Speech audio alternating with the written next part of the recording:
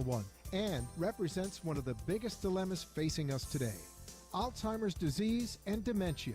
With no cure in sight and hundreds more being diagnosed weekly, Alzheimer's is more feared than cancer or heart disease. Join us as David Levy breaks it down and educates, informs, and explains useful caregiver strategies and techniques that 25 years of non-clinical family caregiving have taught him. You can listen or call in and be part of the show. 888-565-1470 to ask your questions. And now, here's David Levy. All right. Good evening, Boca, America, and the world. This is the Caregiver Reality Show. I'm your host, David Levy, gerontologist.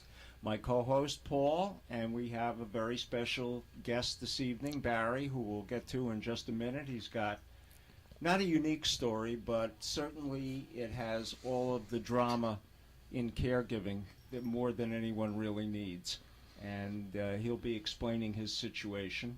You know, we're bringing you a little science, a little human interest, a little caregiver education, and we're all about the caregiver. And so those of you that are listening, you're either watching us on caregiverreality.com live show, you're listening to us on iHeart.com, Florida, WNN, or WWNN 1470 right here in Boca Raton. And for those of you that want to call in, it's 888-565-1470. And so without any further ado, let me first say, Paul, how was your week? I know it's been a tough one. Oh, David, this is one of those 8-day weeks that go along with caregiving. Yep, I know the name of the game, and it's been a tough one at home too. And I know you've had some difficulties. We don't need to get into the gory details, but when we talk about spousal caregiving, we know we're both caregiving for our wives. So is our guest. And so everybody has an interesting story to tell, and everybody's is a little different. And the holidays just make it even more fun. Oh, yes, and families coming down. And so I'm looking forward to seeing them, but it's always a Chinese fire drill. All right. That's the truth. All right. So without any further ado, I want to introduce Barry. Barry, thank you for coming on the show. I met Barry a few weeks ago in one of my caregiver groups. He has kind of a different story to tell, and I'm going to let him tell it. Barry, why don't you back up a little bit and tell us, how'd you get to where you are? Well, I got here rather suddenly. My wife has Parkinson's, which was diagnosed about 10 years ago, but she's always been okay physically. She had the tremor and she's had some medication, but most people wouldn't even notice that she had Parkinson's. Then about 2.5 years ago, she was diagnosed with dementia, which is an offshoot of Parkinson's. And we were devastated, but really didn't know what we were going to expect. And then how long have you been married, Barry? 50 years, and let me just tell you that that goes in with this awful story.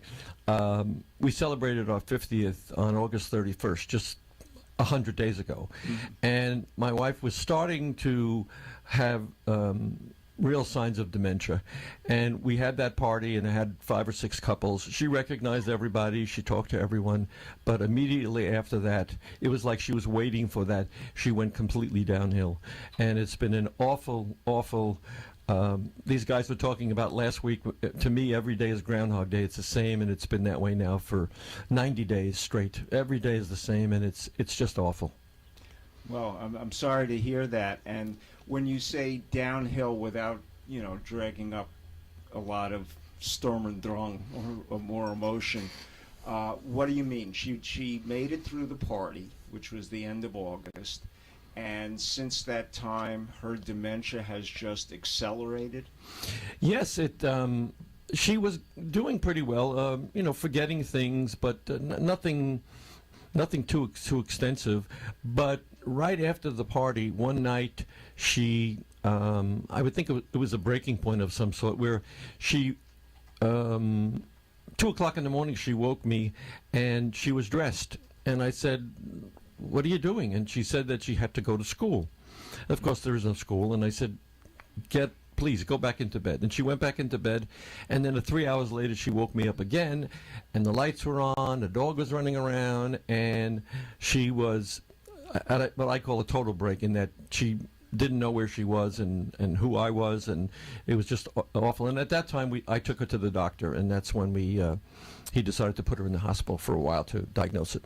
Okay, and so it turned out to be Parkinsonian dementia and various other psychotic episodes that went on. Right, she has Lewy body dementia. Yeah. Okay, and so it's been downhill since the hospital and since that break.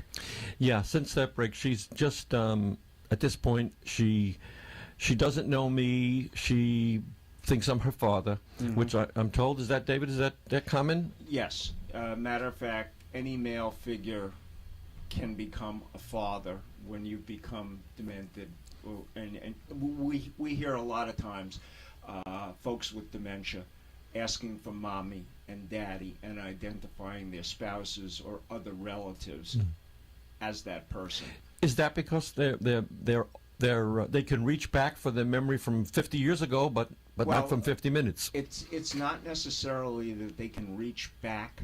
Each kind of dementia works its own special way, but mommy and daddy, or those kind of words, we've always had them embedded, and they're almost like idioms. So when she doesn't know who you are, and she can't recall that you're her husband, she'll go ahead and call you daddy.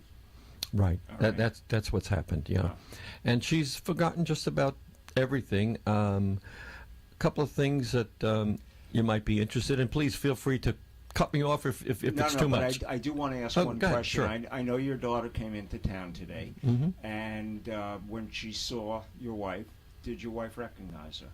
She did, briefly.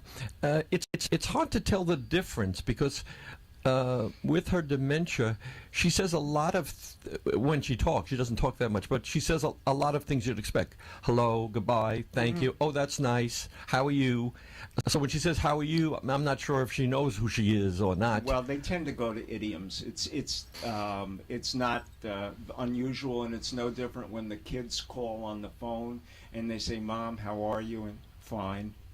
You know, and when you feed a question, you'll get those 2 or 3 word answers, and so even if she pushed them out to respond to your daughter, it wasn't that she was more than likely thinking about it or that it was a coherent thought process. It was simply something that flew in.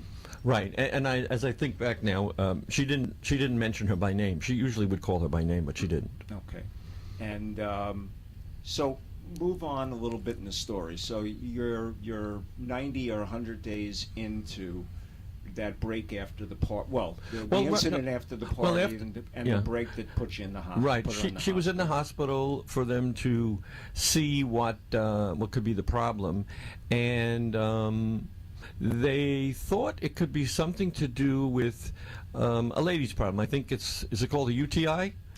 Well, many times, a UTI, a urinary tract infection, right, which many people, especially women, if they're incontinent and they're wearing a diaper, it keeps that bacteria very close, and once you get it, then they started to treat you with medication, and usually they use the fast-acting medication like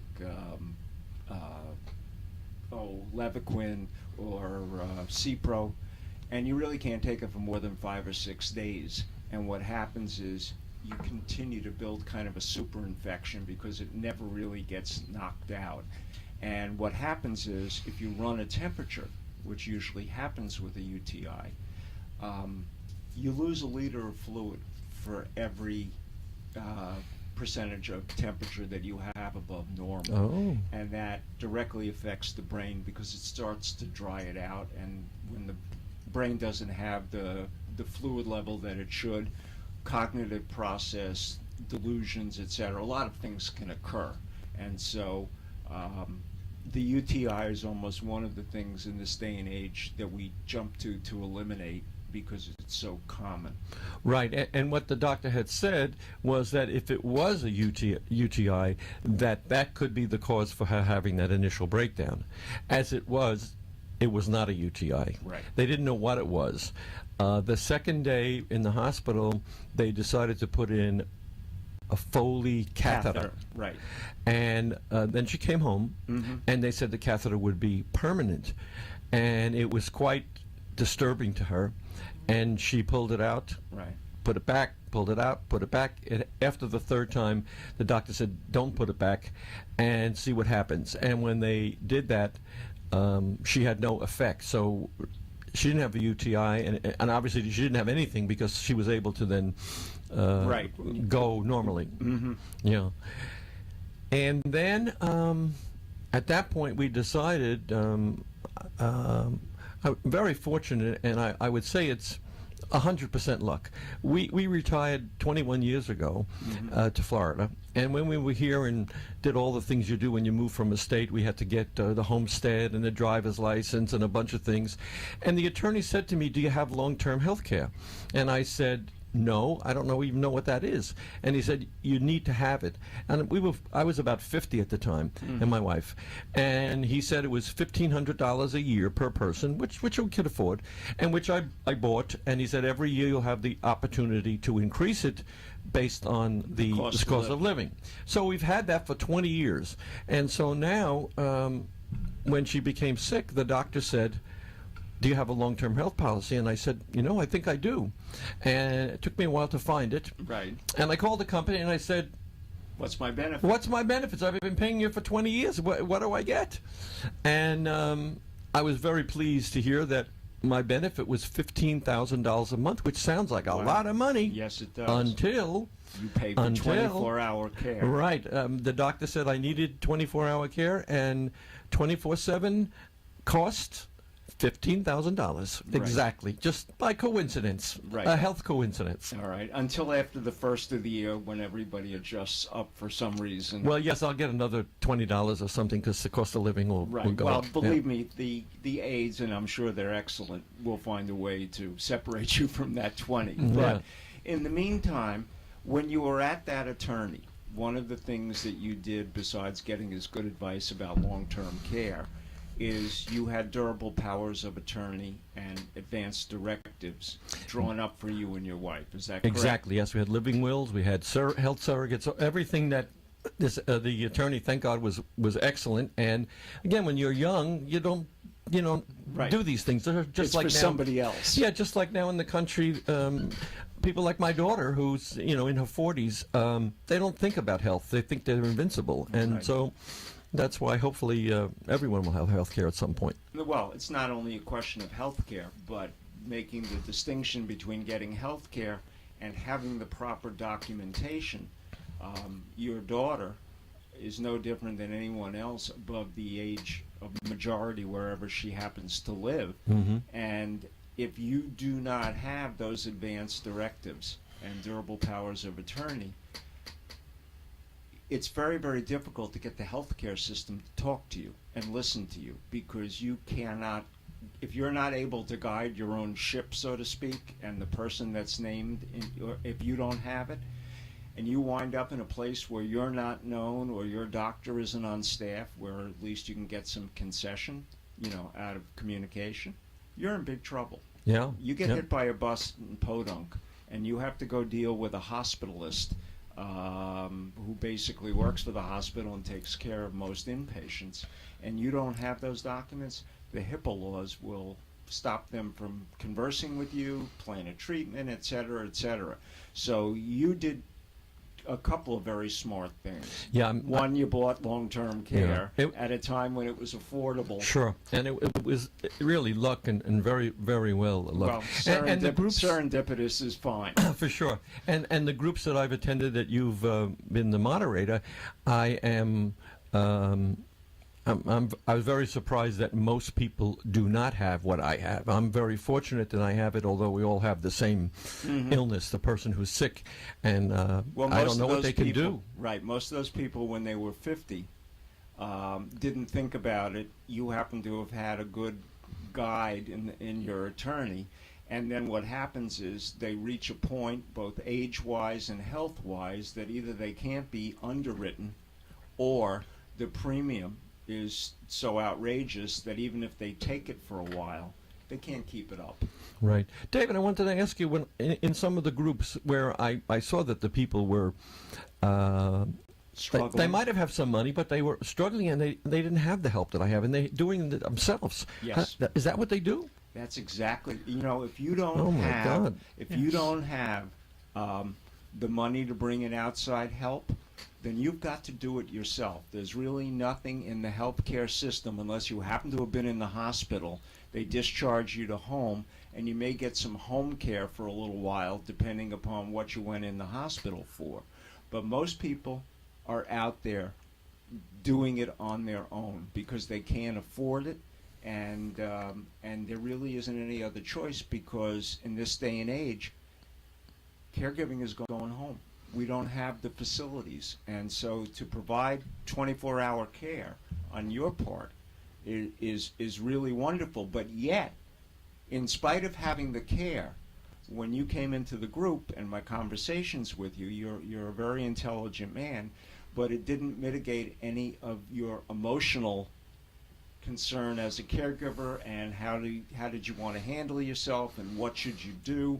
You felt somewhat, and I don't want to editorialize for you, but you felt somewhat trapped against the disease, and how to handle yourself, and that's very, very common. So that in spite of having the money, you didn't have any less of the caregiver angst or the difficulties that caregivers go through. It's just you had somebody to assist you with the physical, practical stuff. Right. And well, once we got 24-hour help, and I realized how lucky I was. The luck goes out of your mind after the first 24 hours. Right. I've now had 24/7 help for 90 days, and I'm just about out of my mind because every day's Groundhog Day. I'm home all the time. When you say Groundhog Day, every day you climb out and there's the same shadow? Yep, the same shadow, the same day. I've gotten help from people like yourself, saying that I need to get out and do some things, and I've tried, but it's really difficult to go from we to me. Mm-hmm. And that's the toughest part. We had somebody on last week and a few weeks back who was a caregiver like yourself, who ultimately had to put his wife in a dementia facility. And he, too, felt very hollow. And he met somebody, and they started to have, it was pizza and conversation, go to the movies and whatever else it's become. They're big boys and girls. And it took him a while to get over that guilt, but when we really go back and look at it, and you recognize that somebody with dementia is no longer able to communicate, is no longer able to have the dialogue or the care and concern with you that you have for them, it does leave you with a lot of loss. And there's nothing wrong with finding somebody that you can go out and have a pizza with, or whatever it may be. It's called an emotional divorce, and we recognize it, especially with dementia, that even though your loved one may be alive, they are not the person that, and this individual and the person that was on last week, her name was Lynn, both of them helped take care of his wife.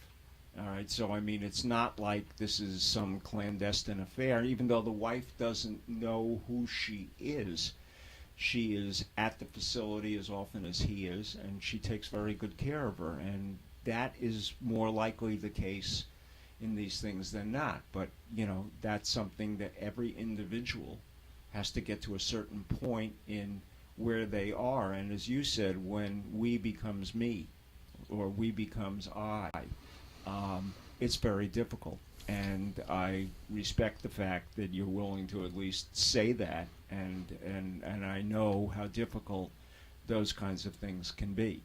In the meantime, let's just continue on. I'm sorry, Paul, if you I have may, a question? Barry, you say you have 24/7-hour caregiver. You're in the house at the same time. What is it that you're doing that the caregiver is not?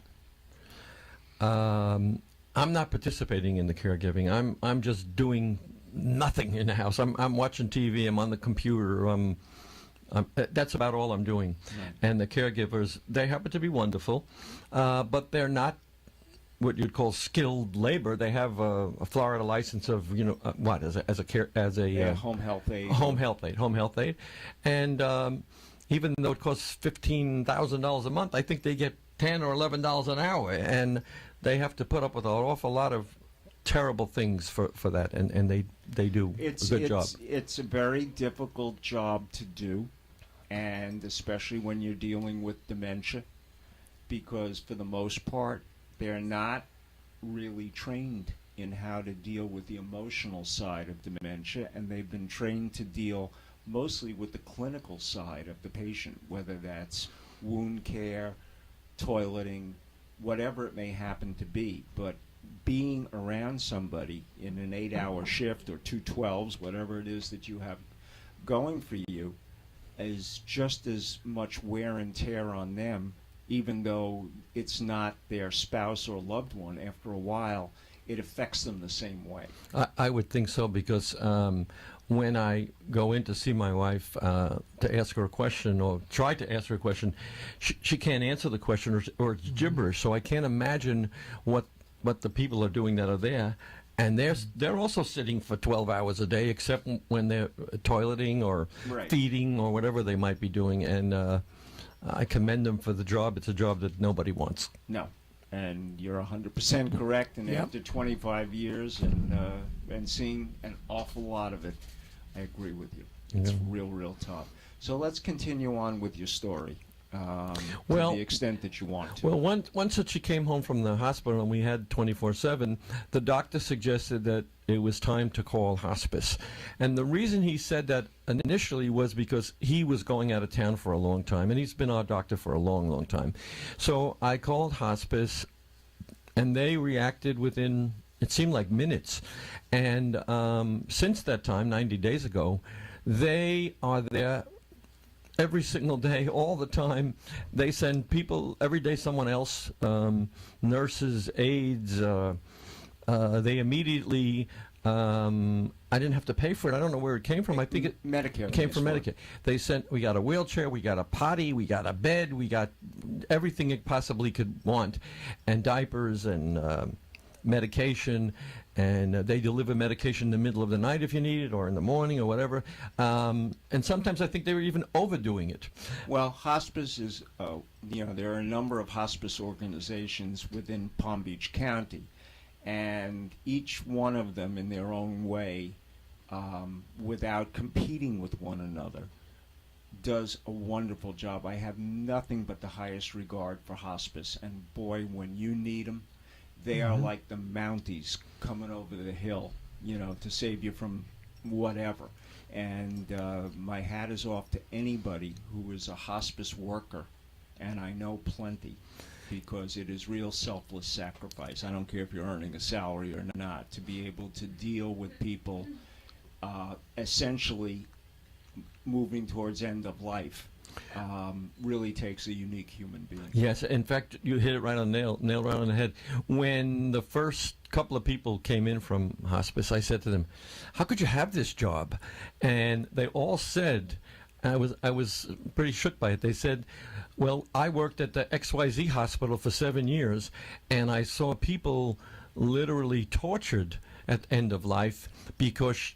One of the people I remember saying, "We're not allowed to give our opinion, as a nurse or assisting nurse." And so if someone had cancer, one part of the family wants to keep the person alive, the other part of the family wants not to keep them alive.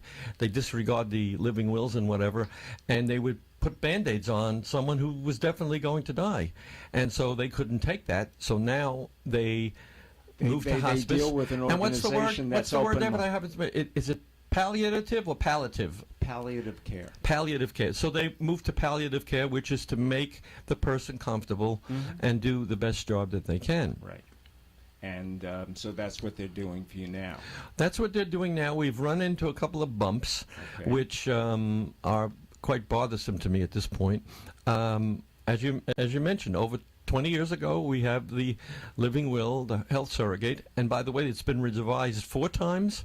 The latest revision was only 120 days ago, before she had the full. Well, 100. that's good because the durable powers of attorney in Florida changed Right. in October of 2012. Right. And so anybody out there that has one that's earlier than October or March of 2012 and wasn't prepared by a good estates or elder care attorney, you really need to have it updated because Florida has now what's called 16 superpowers that have to be individually initialed and identified in order to be able, because there was too much abuse going on under the old durable power of attorney, and people would automatically think that that entitled them to the bank account and the safety deposit box and to take whatever they needed to Yeah. and deal with the situation, which is not the case. And so Right. now- Yeah. now- No, ours was updated as of September 1st of this year, so it's just Right, a month it's- before my wife crashed. So just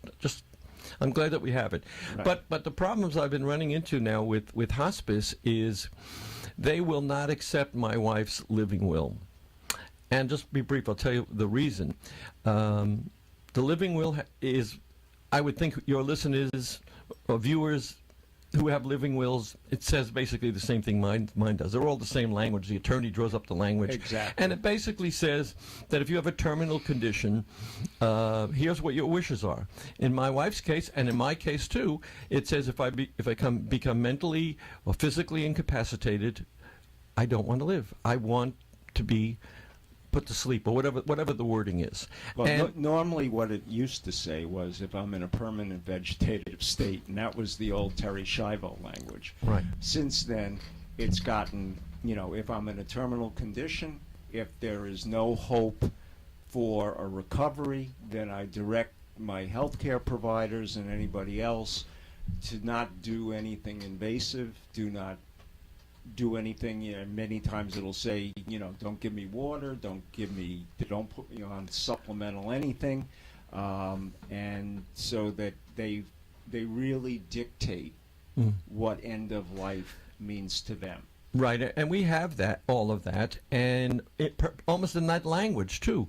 And my wife and I have discussed it a number of times. I would think that your listeners and viewers have also. As close as maybe 6 months ago, one of my daughters got remarried, and her new father-in-law took ill that night, went to the hospital, and had something terrible happen, and he had to have I think a tracheotomy.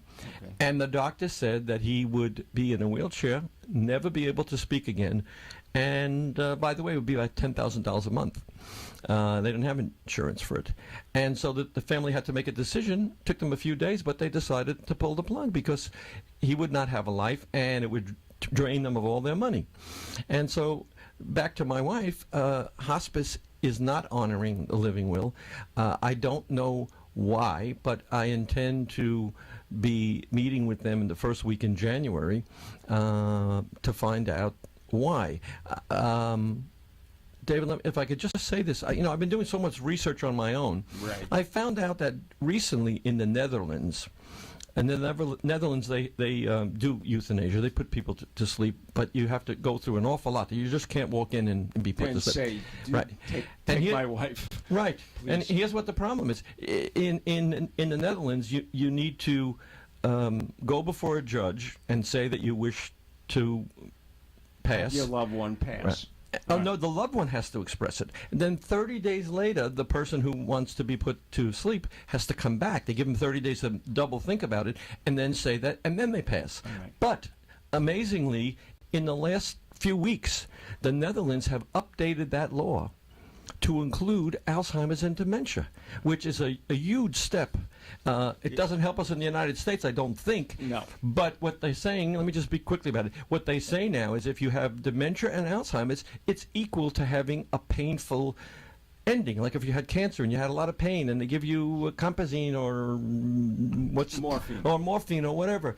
All right, Barry, I want you to hold that thought, Okay, please, all because right. we got to take a station break. Okay. All right, so we're going to go to our station break. You're listening to Barry and Paul and myself, and we're discussing Barry's situation with his wife that has Parkinson's and dementia and advanced directives. And if you've got something you'd like to say, 888-565-1470, and we'll see you right after the break.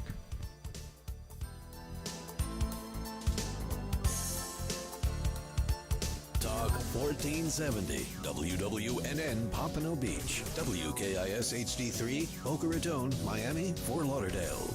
Hello, are you a family caregiver? Are you taking care of a spouse, parent, or loved one who can no longer care for themselves? Are you dealing with Alzheimer's disease and don't know what to do? Are you stressed, burned out, frustrated, and don't know where to turn? Have you realized that your doctor, lawyer, and mental health professionals don't have real practical answers? You need a non-clinical family caregiver expert that the professionals turn to. You need David Levy. He is a family caregiver expert with 25 years of active experience with thousands of family caregivers. He can help you provide a better quality of life for you and your loved one. Contact David Levy at dlevy@caregivered.org. That's dlevy@caregivered.org. Or call 561-482-0086. And let's get your mental road to healing started.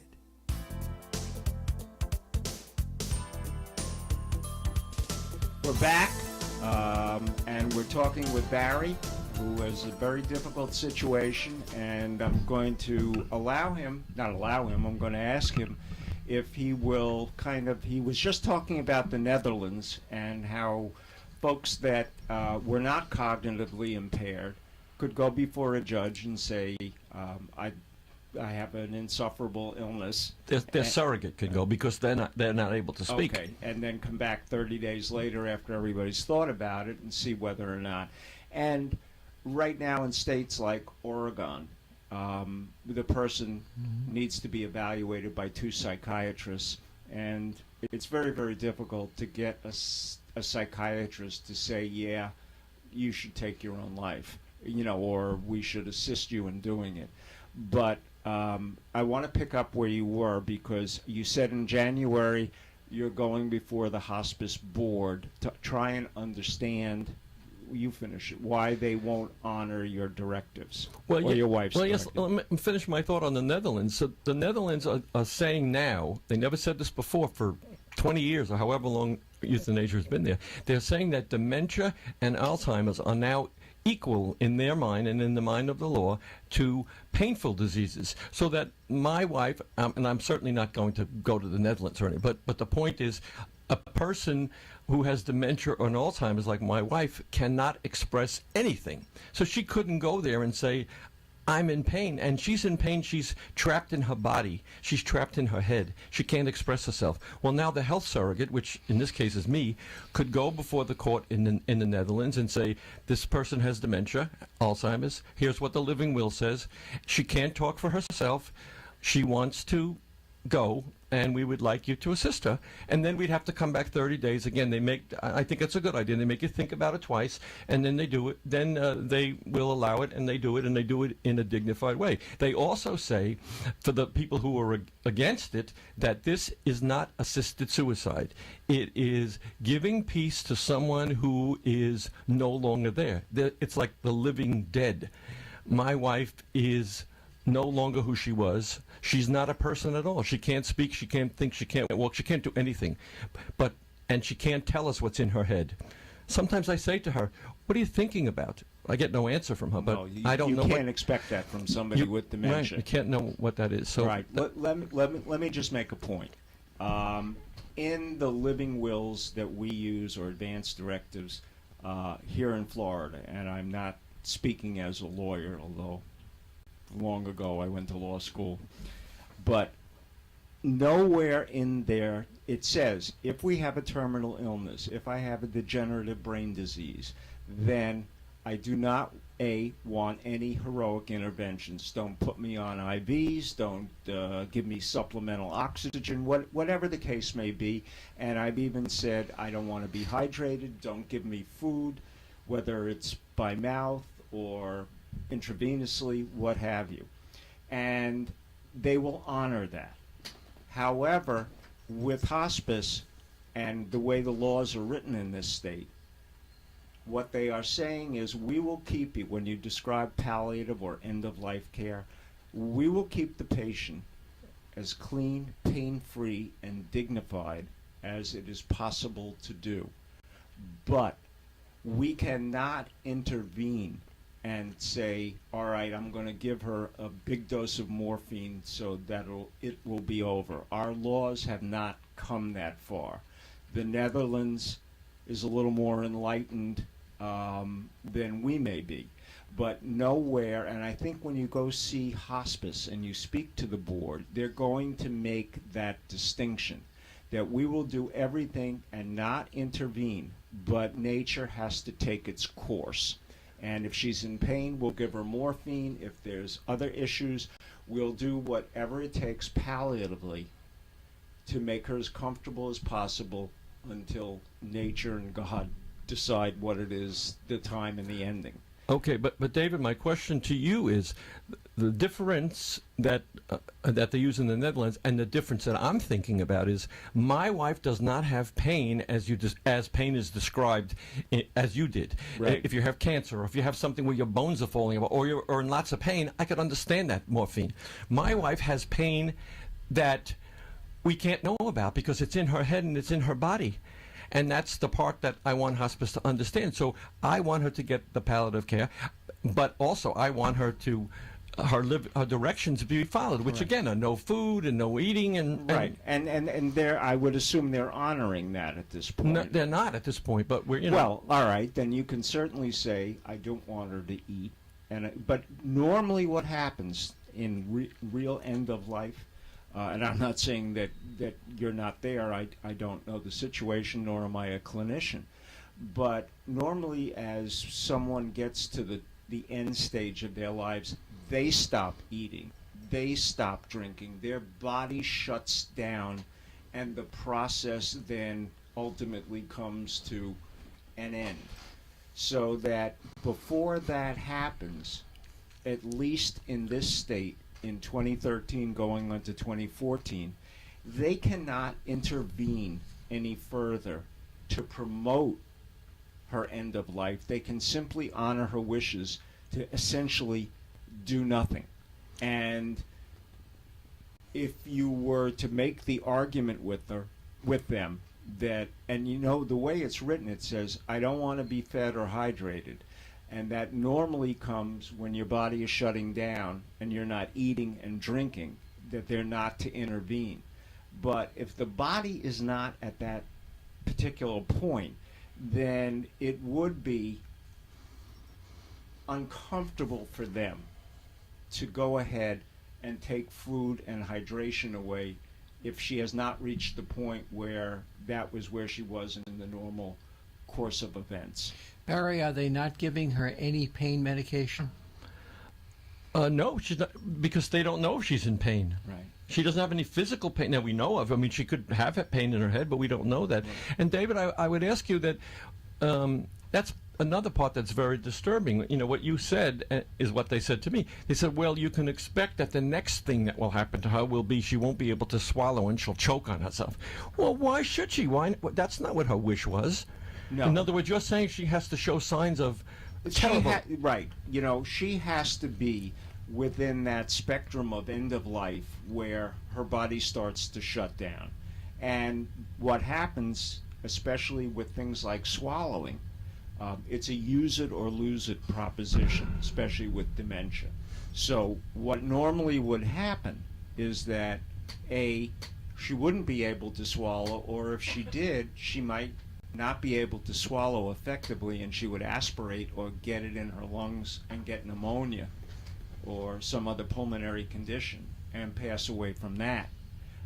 If she were to get another UTI, you could say, I don't want her going to the hospital, and I don't want antibiotics being administered, and whether or not that would hasten things, because if she ran a temperature and other things happened to her body as a result of that, that would put you where the advanced directives are speaking to. But so far we're not enlightened enough. But I will tell you, Barry, that what you are going through, millions of Americans are going through this and dealing with the conflict of a loved one who can no longer communicate, who can no longer think, who essentially the caregiver, whether it's the spouse or another loved one or paid help, are keeping them alive because our laws do not permit us to we can only pull the plug if there's a plug to pull. And she's not on a respirator like your daughter's father-in-law, and she's not on intravenous, and even though she has, because you and I have discussed it, has a pacemaker, it's not capable of being turned off. And so even if you were to make that argument, I doubt substantially that you would let them take her to the hospital, open her up, and take it out. And I don't think that the medical ethics committee would approve of it either. Right. So you are... That's not an issue. Right. You are in the classic catch-22. You're watching your wife deteriorate in front of you. I will tell you that more than likely that she is not in pain in her brain. There was a neuroscientist who had a stroke a few years back and recovered from it enough to write a book and tell people about it. And one of the things she said, as her brain was being really traumatized by the stroke, that our bodies create certain hormones and reactions, including endorphins. And she said she was on such a high while she was having that stroke that she wasn't sure she wanted to come back from it. And I'm not saying that your wife has that, but as our brain degenerates, whether it's because of Lewy body dementia or Alzheimer's or temporal frontal lobe or whatever it may be, we're not sure because we can't ask, how do you feel? Now, if she were in true pain, hospice and you would recognize it because she'd be reacting the way anybody else would. She'd be wincing, she'd be crying, she would express herself in some ways. And I know from the amount of time I spend in dementia facilities that people that have hurt themselves, that are in pain, you can detect that in somebody that has dementia. So I think, not that it will give you any comfort, but I don't think that your wife is in the kind of pain that we would think about, although she is trapped in a body with a brain that doesn't function, and we don't know at what level that she's at. But ostensibly she can't speak, but she can hear, she can touch. You know, she has a sensation if you touch her, etc. So that some of the bodily senses are there, but it's impossible in the situation you're in to ask somebody to go ahead and do something affirmatively to put her out of her misery. And that is something in a society where we are seeing more and more dementia and more people suffering with it at home with caregivers that can't cope.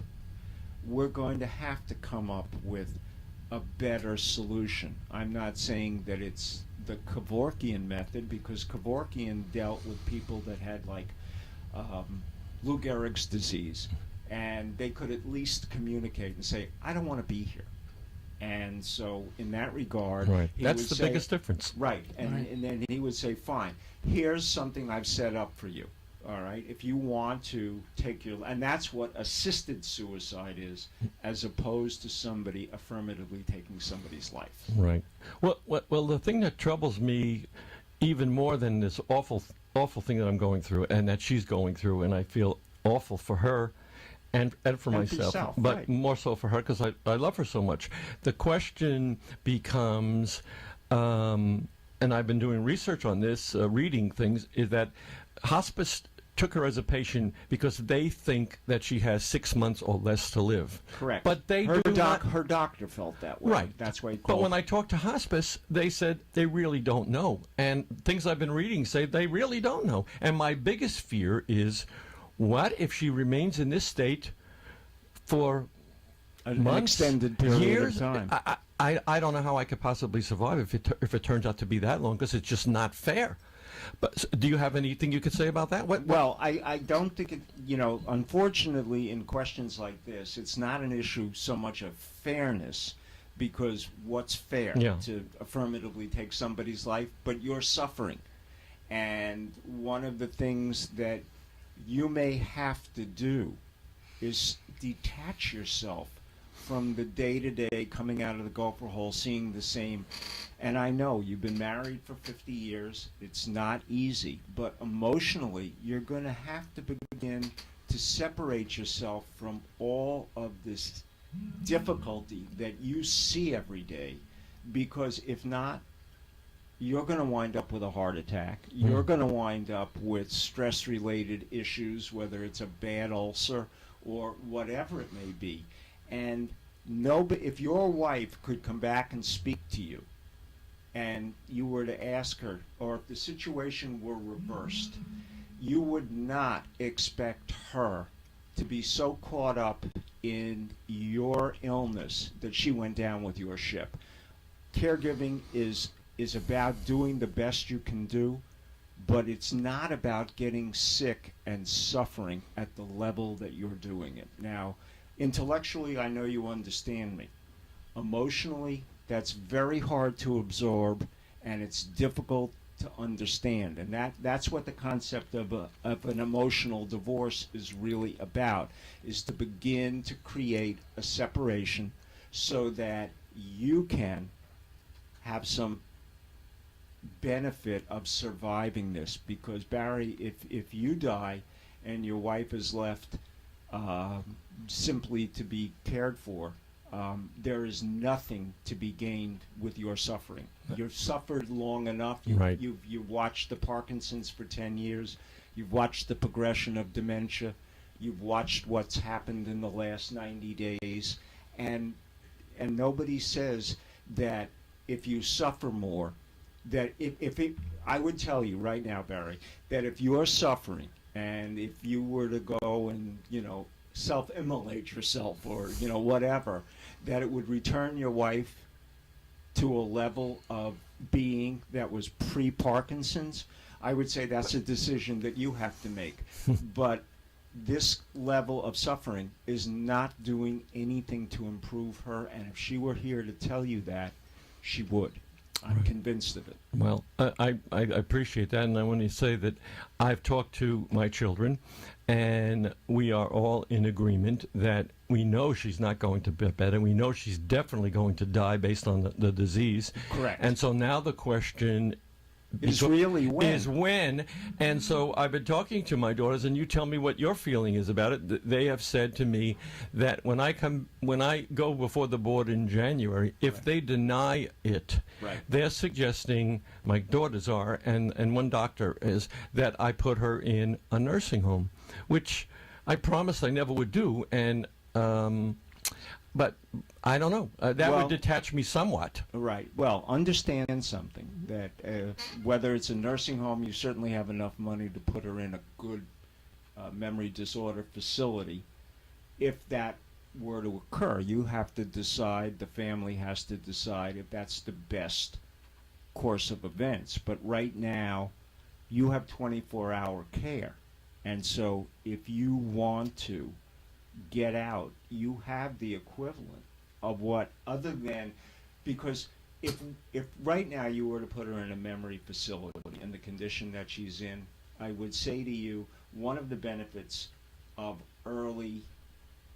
people that don't have dementia possibly at the level that your wife does in assisted living is their stimulation activities, etc. But it doesn't sound to me like she could participate in that. So that exactly, we've ruled that out. She can't participate in anything. So to clinically put her in a nursing home, I would say to you, and your daughter's off camera, and I'm not sure that she's there yet anyhow, and you have a level of care that will not go away anytime soon.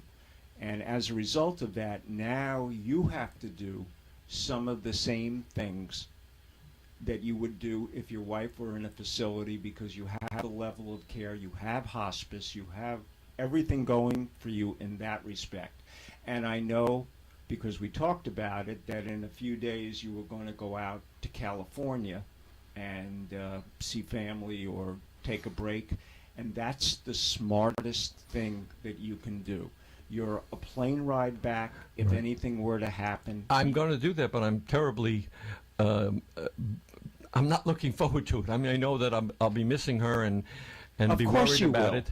But tell me what several people have said, my daughters included, that this country is cruel in a lot of ways. If I put her in a nursing home, okay, I can't put her in assisted living because there's nothing to do there. Are they going to be interested in the money? Has money really become an issue? One of my daughters said if you put her in a nursing home, they're going to keep her alive as long as they can because they're going to get $15,000 a month. Is that true? Well, a little bit less than that, but today in Florida, a good nursing home will cost you $12,000 a month, so you definitely have the dollars to pay for it. The issue becomes, can they keep her alive? Because Parkinson's with dementia is a terminal illness, and there's no U-turn on that road. So wait a second, you're saying the issue is can they keep her alive, as opposed to one of my daughters saying, if you put her in there, they're going to want to keep her alive as long as they can. They're going to want to, but there's very little that anybody can do to intervene with degeneration of the brain, which is really what's going on. Right. It's one thing if she had an infection and they could administer antibiotics, which would be against your advanced directives or any other kind of affirmative intervention. So the likelihood that they could, quote, keep her alive as long as possible is probably not something with her level of dementia and brain degeneration that they could do. David, yes, Paul. I'd like to ask Barry a question. You've been doing so much for your wife. You've been speaking to your children. What have you been doing for yourself? Have you been getting counseling? You've been going to support groups? Yes, I go to support groups, and I do have a psychologist I go to every week. We've been talking about it. I'm trying to have those outlets. And all of my friends have been nice and kind, and we've gone out a few times. I don't enjoy it, but I've done it. I've gone to the movies a few times. I think that this trip to California, hopefully I'll learn something more about myself. And I wanted to ask you and David to put your medical hats on, if you will, even though you're not medical people, neither am I, is that if I can get myself moving and not face Groundhog Day every day, am I better off leaving her at home with the 24/7 help than putting her in a nursing home? That would only work if I get out of the house. That's correct. That's right. Paul, do you want to make a comment about that, wearing your doctor hat?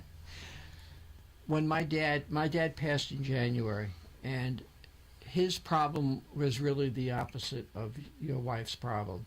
He had most of his mind, but he lost his body. And he was aware of what was going on, and he was able to make choices. But we decided he would have a higher quality of life by being under someone else's roof than under our roof. And what we did, as the medical directives have for you, no interventions, medical only, medications, and we were very observant as to what was being done. We were very proactive on that.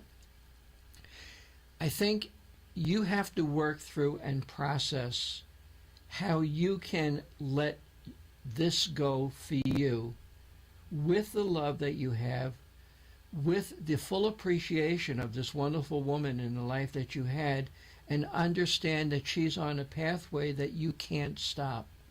And she would want you to try to find a way for yourself. Going to California is a good first step. Therapy is a good second step, and support groups, because you are not the only one in the world going through this. You need to talk to people who are in the same boat. Okay. And Barry, here's my comment regarding a facility. I think between your 24-hour care and hospice there for any clinical issue that might arise, I think you have essentially created a nursing home within your home. And you made some promises, and in this particular case, you have the wherewithal to keep it. If you said to her, I'm not going to put you in a nursing home, many times I have to deal with people that made that promise but don't have a choice. And your daughters and other people around you that care may not be ready to make, but I don't make that decision. But in my mind, what you have set up between hospice and full-time care you have that equivalent. And so I think that you can go out of the house, and I don't think you have to deal right now, if at all, with the conflict of, do I have to place her somewhere? Because you made wise decisions 20 years ago, and they're coming back right now to be a benefit in a very difficult situation. We only have another minute or two, and Barry, I really want to thank you very much. This is a difficult subject. You're a very bright, articulate man. You have brought an issue not only to the show but to the world that very few people would share, and that it was our opportunity to have you on, and I want to say thank you very much. I want to thank you for giving me this hour of enormous help. All right. Well, thank you. If we've been a help, thank you. And if we've helped others out there who may be dealing with the same kind of thing but don't have the wherewithal to keep a loved one at home, don't be afraid to explore a facility alternative if you have to. And whether you have to put somebody on Medicaid in order to get them in a nursing home or whatever the issue may be, do not go down with the ship. It makes no sense. And so, Boca, America, and the world, you've heard it here first. I don't think anybody has had this on the air before. Barry, thank you. Paul, thank you. Next week, we have Dr. Hilfiker, who will be calling in and discussing his very confusing issues regarding his cognitive impairment and what is or isn't Alzheimer's. So I want to thank you on behalf of everybody here, and we'll see you next week with the Caregiver Reality Show. And you can catch us tomorrow. It'll be posted. It'll be out on the internet and 50 other places. Tell your friends, because this is a subject that's going to continue to come up, and I think Barry's done a wonderful job of Thank presenting. you, Barry. Thank you. You have been listening and watching David Levy, gerontologist and non-clinical family caregiving expert. Visit our website at caregiverreality.com and hear and see unscripted family caregiver support groups discussing all of the questions that you have wanted to ask but didn't know where to turn. Tune in again next time for more updates and special guests who bring their caregiving experience to you so that you can deal with your problems and hear how family caregiving is affecting fellow Americans just like you. The opinion